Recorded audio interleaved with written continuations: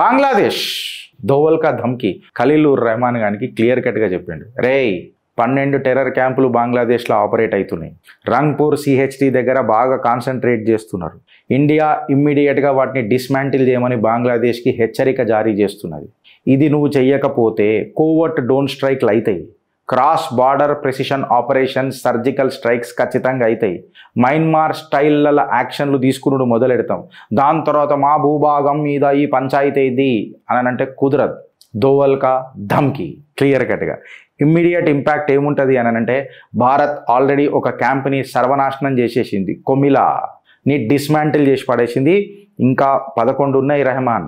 Agar నా శాంతిని చూడాలని అనుకుంటే డిస్మాంటిల్ చేయి అని చెప్పి బంగ్లాదేశ్ నేషనల్ సెక్యూరిటీ అడ్వైజర్కి భారత జేమ్స్ బాండ్ నా గర్వం అజిత్ దోవల్ సీదా ధమ్కి ఇచ్చిండు.